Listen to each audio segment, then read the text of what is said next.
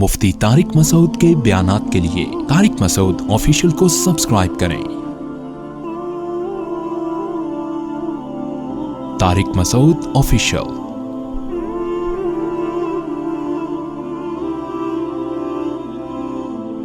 ہماری مسکراہٹ چونکہ کس کے لیے؟ اللہ سے۔ اب آپ مجھے ایک بات بتاؤ، جب اللہ کے لیے مسکرانا ہے تو سب سے زیادہ کس کے ساتھ مسکرا کے بات کرنے کا ثواب ملتا ہے؟ ماں۔ کیونکہ نبی صلی اللہ علیہ وسلم کی صحیح حدیث، سب سے زیادہ اچھے اخلاق کا مستحق کون ہے؟ تمہاری ماں۔ صحابی نے پوچھا، اس کے بعد فرمایا پھر ماں، پوچھا اس کے بعد فرمایا پھر ماں۔ سمجھ رہے ہو؟ تو لہذا آپ چاہتے ہو کہ تھوڑی دیر کی مسکراہٹ ہو اور آپ کے میزان کا ترازو، اس ایک نیکی کا وزن اتنا ہو کہ وہ جھک جائے، تو سب سے زیادہ مسکراہٹیں کس کے سامنے بکھیرنی ہیں؟ ماں کے سامنے۔ سمجھتے ہو؟ دوسرے نمبر پہ مسکرانے کا سب سے زیادہ ثواب کس کے سامنے ملتا ہے؟ ایسا نہ خام خامے بتیسیاں دکھانا، کوئی بات ہو، یعنی ایکٹنگ نہیں کرنی ہے جا کے ابا کو لگے کہ یہ پتہ نہیں کیا ڈرامے شروع کر دیے اس نے۔ مطلب یہ کہ میٹھے لہجے میں ایسا ایٹیٹیوڈ ہو، ایسا لب و لہجہ، ذرا بھی سختی نہ ہو بات چیت کے انداز میں۔ تو اگر آپ کی مسکراہٹ اللہ کے لیے ہے تو دوسرے نمبر پہ آپ سب سے زیادہ کس کے سامنے مسکرا کے بات کریں گے؟ ابا کے سامنے۔ اب سوال پیدا ہوتے ہیں تیسرے نمبر پہ، کیونکہ مسکرانا صدقہ ہے نا۔ مسکرانا کیا ہے؟ صدقہ۔ حدیث میں آتا ہے افضل الصدقۃ ما تجعل فی امرأتک، سب سے بہتر صدقہ وہ ہے جو تم اپنی بیوی پہ خرچ کرتے ہو۔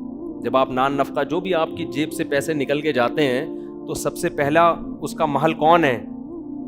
بولتے کیوں نہیں بھائی؟ بیوی۔ تو تیسرے نمبر پہ ماں باپ کے بعد مسکرا کے بات کرنے کا سب سے زیادہ ثواب لینا چاہتے ہو تو کس کے سامنے مسکرا کے بات؟ بیگم۔ دیکھو یہ مسکرانا جو ہے نا، یہ مسکرانے کا لفظ حدیث میں ایک علامت ہے، اس کا مطلب لازمی مسکرانا نہیں ہے، ایسا رویہ جس سے اس کا دل کیا ہو جائے؟ خوش ہو جائے۔ ہمارے نبی صلی اللہ علیہ وسلم نے اپنی زوجہ کو کہانیاں بھی سنائی ہیں، کہانیاں سنی بھی ہیں، حالانکہ آپ صحابہ کرام کے ساتھ ایسا نہیں کرتے تھے، کیونکہ ٹائم ویسٹ ہے نا اس میں، تو بظاہر تو ایک وقت ضائع ہو رہا ہے نا۔ بھئی آپ گپے مار رہے ہو گٹر کے ڈھکن پہ بیٹھ کے لوگوں سے، اور سنا بھائی کیا ہو رہا ہے وہاں، کیا ہو رہا ہے، اس نے کیا کیا، اس نے کام پہ ٹانگ رہی ہیں کہ نہیں ٹانگ رہی ہیں، یہ بھی ایک گپوں میں آ گئی ہے نا ایک چیز یہ سب گپ شپ میں آ گئی ہے نا چیز۔ ابے اس نے میم بنائی ہے، دیکھی تو نے؟ اور کیا میم بنائی ہے؟ وہ ایک خاتون جو ہے نا، اس نے کپڑوں پہ کام پہ لکھا ہوا تھا اور تار پہ ٹانگ رہی تھی، انہوں نے کہا کام پہ ٹانگ رہی ہوں، کوئی غلط بات نہیں ہے، تو میمز آ رہی ہیں، یہ گپے چلتی ہیں آپس میں۔ تو سب سے زیادہ یہ گپ شپ، ہنسی مذاق، اس کا ثواب سب سے زیادہ کس کے ساتھ ہے؟ بیوی کے ساتھ۔ تبھی تو نبی صلی اللہ علیہ وسلم نے فرمایا ہر کھیل کیا ٹائم ویسٹنگ ہے نا، آپ نے فرمایا ہر کھیل باطل ہے سوائے اپنی زوجہ کے ساتھ۔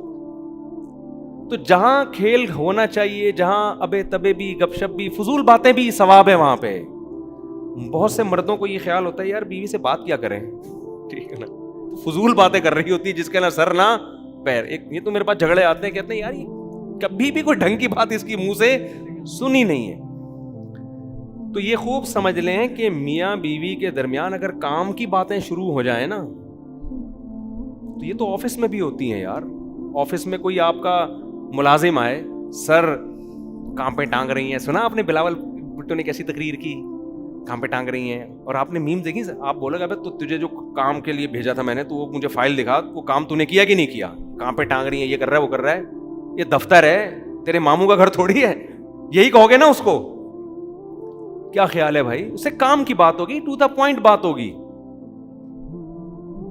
ملازمین کے ساتھ ٹو دا پوائنٹ بات ہوتی ہے، آدمی دفتر میں باس کے ساتھ ٹو دا پوائنٹ، سر یہ آپ نے کام دیا تھا، یہ ہو چکا ہے، تھوڑا سا رہ گیا، سر میں گھر جانا چاہتا ہوں، آج اگر رات 10 منٹ پہلے چھٹی مل جائے مجھے، ٹو دا پوائنٹ بات ہو۔ جہاں دل بہلانا ہوتا ہے وہ دوست ہوتے ہیں، ان میں آدمی ٹو دا پوائنٹ باتیں، اس میں ہنسی مذاق، گپ شپ۔ تو بیوی بھی جو ہے کام کی باتیں تو ٹھیک ہے، وہ تو کرتے ہی ہیں سب، تو بیگم کے ساتھ تو شریعت کا حکم ہے کہ فضول باتیں کرو بیٹھ کے، سمجھ رہے ہو نا؟ وہاں باتیں ہی کیا ہیں؟ باتیں ہی مقصود ہیں۔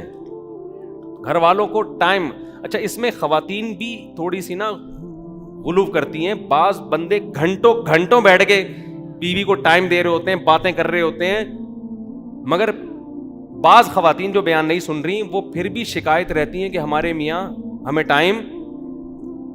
کچھ بعض خواتین کا مزاج ہوتا ہے یہ کہ وہ بندہ آدھا ہو جاتا ہے, پگھل کے ختم ہو جاتا ہے, لیکن ان کو یہی شکایت ہوتی ہے کہ ہمیں ٹائم.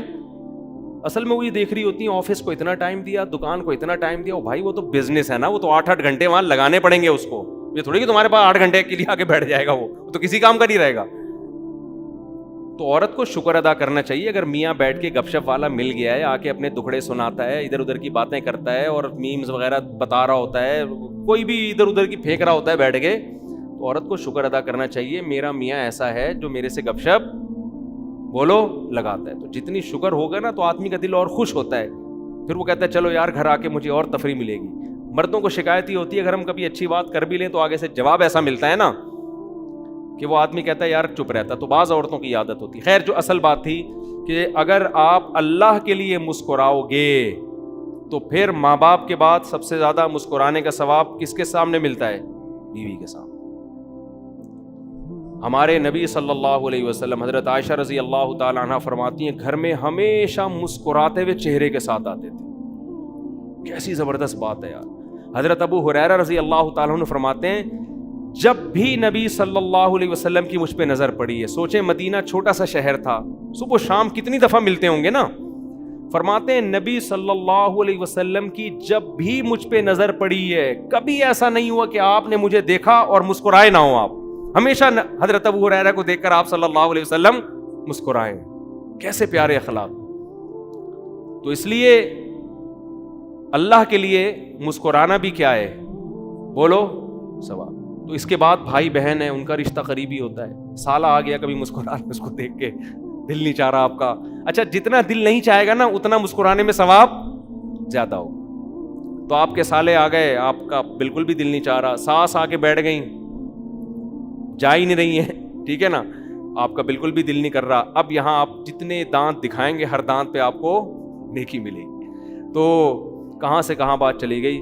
تو میں اصل بات یہ کر رہا تھا کہ قرآن کہہ رہا ہے یومئذ تعرضون, جس دن تم اللہ کے سامنے پیش کیے جاؤ گے, فامنکم خافیہ, کوئی چیز چھپی ہوئی نہیں ہوگی. اتنی اتنی نیکیاں بھی میزان ملا کے اللہ تعالیٰ رکھے گا. ذرا ذرا سی برائی, مسکراہٹ کا الٹ کیا ہوتا ہے پیشانی پہ لکیریں لانا, یہ مسکراہٹ کی کیا ہے اگینسٹ.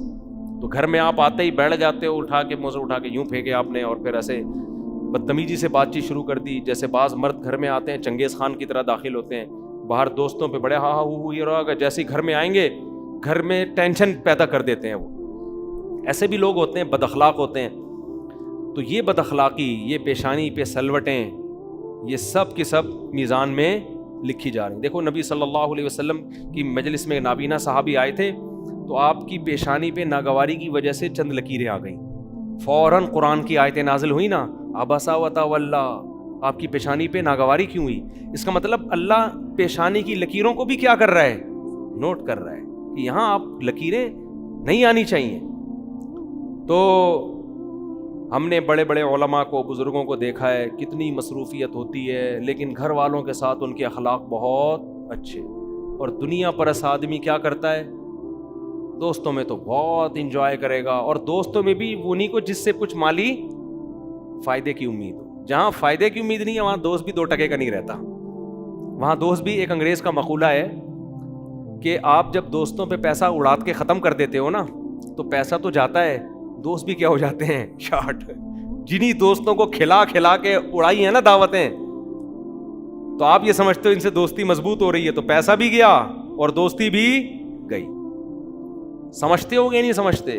کھلاؤ یہ بھی کس کے لیے, اللہ کے لیے. تو اتنا کھلاؤ جتنا اللہ خوش ہو رہا ہے. تو اللہ اتنا ہی کھلانے میں خوش ہوتا ہے کہ بیوی بچوں کا حق اس میں ضائع نہ ہو. اتنا کھلا دیا کہ ان کو مرنے کے بعد پاؤں میں چپل بھی نہیں ہے پہننے کے لیے, اس کھلانے پہ اللہ خوش نہیں ہوتا. اللہ تعالیٰ سمجھنے کی عمل کی توفیق عطا فرمائے.